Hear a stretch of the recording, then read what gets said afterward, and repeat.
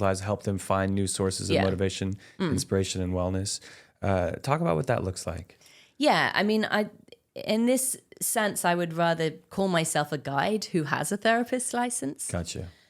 Because I, over time, have been, as I said, moving out of this conventional model. I mean, I used to have these very separate tracks in my life. One was, I started out in Hollywood, as you and I have that in common, but and then I became a therapist, and I learned it in the by the book way, and I started out a conventional psychodynamic psychotherapy practice. Meanwhile, I was going on a parallel track of exploration. I was taking every psychedelic I could get my hands on. I was what I call an erotic anthropologist. I was talking to psychics. I was blowing the boxes open left, right, and center in my own personal life because I was trying to understand myself. I was trying to understand what the hell I was doing as a therapist. This came on as an era, like I had my Hollywood era. Uh-huh. I switched because I wanted to have babies and I couldn't see the woman I wanted to become in the film business. I would say I put it on hold because I love filmmaking, and then I sort of swerved and switched into this more practical role that also dovetailed with my forever interest in psychology and spirituality. I was like, okay, I can just pull that off. I can, have a little business, have my kids, So I did that, but it still didn't feel, when things don't feel quite right and you're wondering, why am I doing this? How did I get here? What the fuck's going on? And I just won't leave stones unturned. That's who I am. So I was being a therapist and it just worked. Like people came to me and it was kind of a natural role. That also seemed really weird to me, but it was easy. So I was doing this easy thing that didn't quite make sense to me. And then on the other side of the fence, I was just like, experimenting.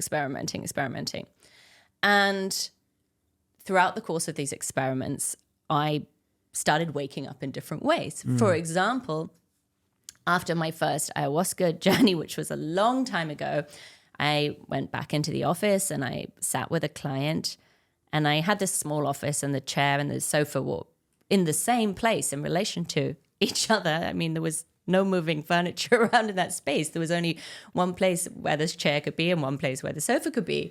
But I remember thinking, oh, they've moved the chair and the sofa closer together because my client felt so much closer to me. And I was like, oh. Perception.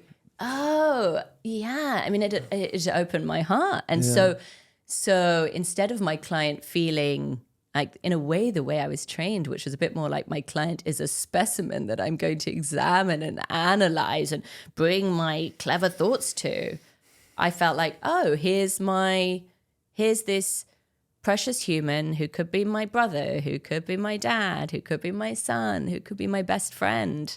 And I felt them in a different way. And I kind of got knocked off my little hierarchical man in the white coat kind of perch, which is another big sort of thread in my story, which is kind of like really destroying this sense of, one person should be above another person in some way, which I think is very disempowering to the client. So suddenly we're equals. Suddenly we're sitting closer together. Suddenly I just can't but feel them completely.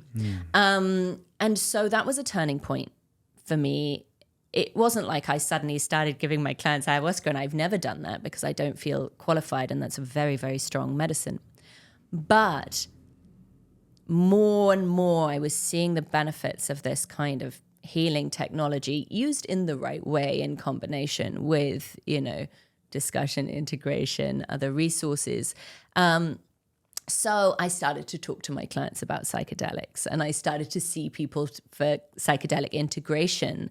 And I started this podcast where I'm interviewing all of these different healers. And so basically I started to combine my worlds because it actually got to the point where I felt like I was being selfish, not sharing this information that had actually really helped me and that was an advanced technology. And at the same time, I got trained in EMDR. attachment-focused EMDR, which is a very brilliant power tool akin to psychedelics, but a bit more kind of on point and specific. Could you remind me of the acronym for EMDR? Okay, yeah. So eye movement desensitization reprocessing, which is a mouthful, a handful. But it's essentially bilateral stimulation to process trauma, which in this case is seen in an attachment-focused way. And it's a lot about tapping into imagination to reframe what happened, which is very much, in my opinion, the psychedelic experience, and actually a bit the sexual and the psychic, if you'll allow it to.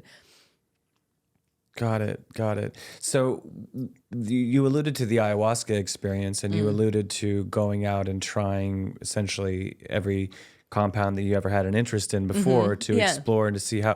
So what was the most resonant for you? Was it the ayahuasca experience that you felt like was the most heart-opening experience, or? The ayahuasca was the kickoff. It was the big launch, and then.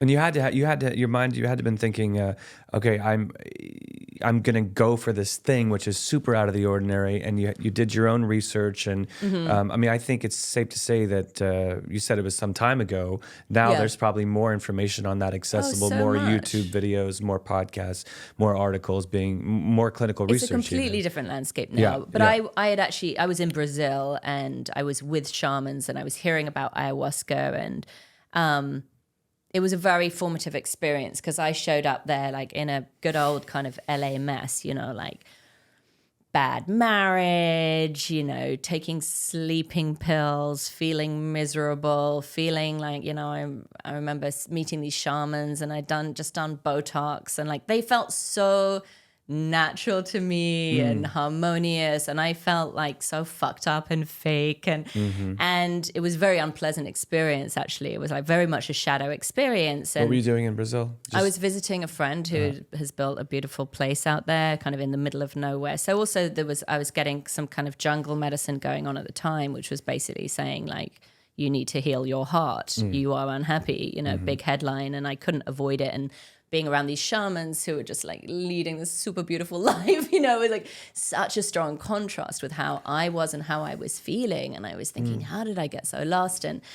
And so, but they wouldn't give it to me. But what they did do is they fed me what they called medicine thoughts. And medicine thoughts are very kind of like simple thoughts about, living life in harmony. It's very simple, but it's like, in every marriage, there's a king and a queen, and, we serve nature. And it's just like really like wholesome home truths, which I think it's easy to kind of get away from. And it's always, I think, really ironic that psychedelics that are supposed to be so crazy just bring you back to these really kind of simple heart truths.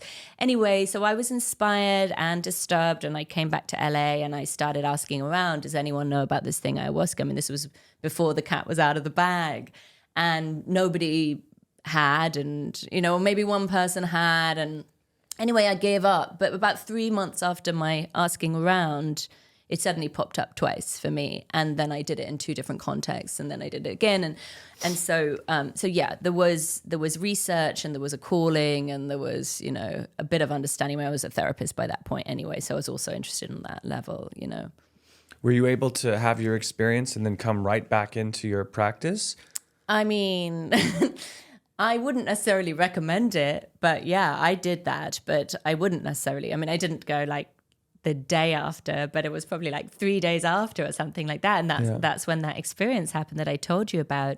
But I think the one that you do at the time is the big one, because then after that I did Iboga, and I was like, oh, this is the big one, which actually I think it probably is. Like, I think if you wanted to say like, what's the like, if you have something in your kind of root system in your past and you really want to get to the bottom of it, that's the one. And, it's, as you probably know, right, it's the addiction breaker. It's a very, very powerful medicine, and it's no joke going through that experience. But for me, that was absolutely game-changing.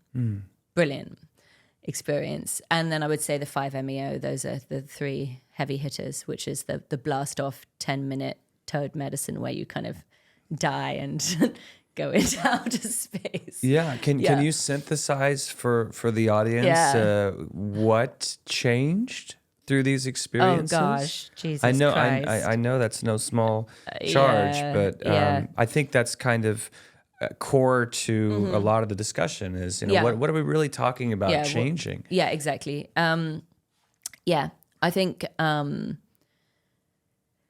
for me, overall, these experiences have brought me home to myself. So, as a kind of brainiac, slightly disembodied person, it's been easy for me to kind of float off in multiple sort of directions and not always feel really anchored in who I am. So I think it's really brought me home to myself and the joy of that, of just being like, yay, we're here. And the very much like the temporary nature of things. I always say to people, we're going to die in 1 minute. We're here for 1 minute. And let's fucking live that minute, So I think it's really brought me back to my spirit, which has always been strong, but, did get a bit dulled through the building blocks of midlife, and the obligations and the responsibilities. So yeah, I think I've woken up to who I am, as far as you can say that, because I also feel like we're nothing as much as we're anything, but it's woken me up to my own spirit, my own sense of joy, and my own sense of let's live while we're here. Let's wake up to the fact it's a fucking miracle. We don't know what it's all about, but it's a fucking miracle. So yeah, I think that. We have a sense that it's a miracle. Well, we decide one way or another. We do have a sense it's a miracle. That's one of the funny things about this whole thing. Like, what are we comparing the miracle to? Right. But yeah, well, let's say it's a mystery. Mm-hmm. Maybe that's a sounder way of putting it, because a miracle is a bit lofty. Mm-hmm. I could say miracle, but that could seem a little Pollyannish. Or rigid. And I think there's a lot of rigidity in the teaching that a lot of us experience. Yeah. And I don't want to say, I mean, this is just, obviously, I'm just talking about my experience. It's not, I don't think that psychedelics are necessarily for everyone. For me, as an explorer, as a mentalist, as maybe, also over time, a rebel, I've wanted to open up all of these doors, somebody who's relentlessly curious. That's my path. I'm willing to spend a lot of time talking about it, processing it, reading it, helping other people, but what I don't really like is this kind of expectation that this can be just like added to the sort of the wellness list. It's like some more stuff to consume and then just keep consuming it and go about your day and not really kind of sift through, because these experiences are very intense. Mm-hmm.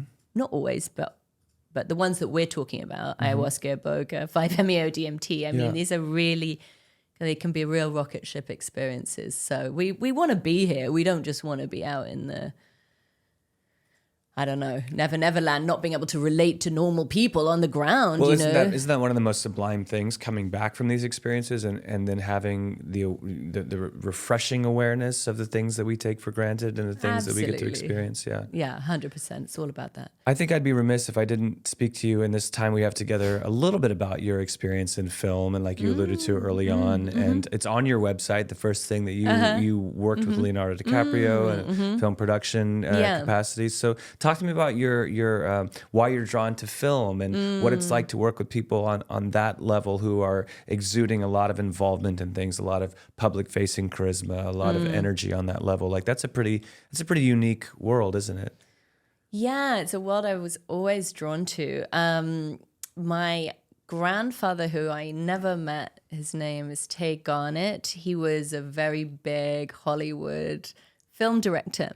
So I grew up with stories of him, and I looked at the press around him, and there was a lot, because he was one of those great guys, who just churned out movies, and I loved movies as a kid, and I sort of fell in love with my grandfather. It was kind of funny, because my husband, who is now my ex-husband and my good friend, I found out over time that basically my ex-husband was the closest thing I could find to my grandfather, who I never met. So I think as a child, I kind of fell in love with my grandfather and then found the closest thing I could to him. And it was just crazy when the pennies started to drop around that. And that was all to do with, the medicines and the healing journey. So I had a strong call to movies through him and to California, because my dad was born in California and actually taken out of California as a child and denaturalized. So there was a sense of, okay, there is this kind of American identity that's been taken away, and there was a rift. And again, the healer in me was drawn to come here and kind of make sense of things and integrate and repair. And hey, good luck repairing things in Hollywood, kid. Just like, how many people have tried to do that, sort of find themselves and validate themselves in the movies, what a lost cause, but it's beautiful. And I have a lot of clients, in this world, and I'm very interested in entertainment and making still. And in fact, funnily enough, the plants brought me back to that, because I really tried to kill my love of Hollywood, partly because it was disappointing. I mean, I had, a dream job. I worked for Leonardo DiCaprio. I set up a company with him, and then I was partners with this guy, Michael London, who's a, terrific independent producer. And we made movies, and it happened, and it was great. But also the purist in me, the creative in me, was very disappointed by the filmmaking process, which, as you know, it's just one concession after another, meaning one dilution of the vision after another. And oh man, I love a pure vision, the likes of which we can find in these kind of journeys. And if I had a desire, it would be to actually make movies and make content with that kind of purity, which I think now is more possible, but you have to be very like homespun. When you're working in these big teams with a lot of money at stake and movie stars at stake, the politics take over. And ironically, it was the politics and trying to understand that then got me into psychology. Because I was like, man, this isn't so much about movies. This is about people. Wow, yeah. And relationships. And everything comes back to that. Just as I said. That's the light bulb above the head going off there with the big realization.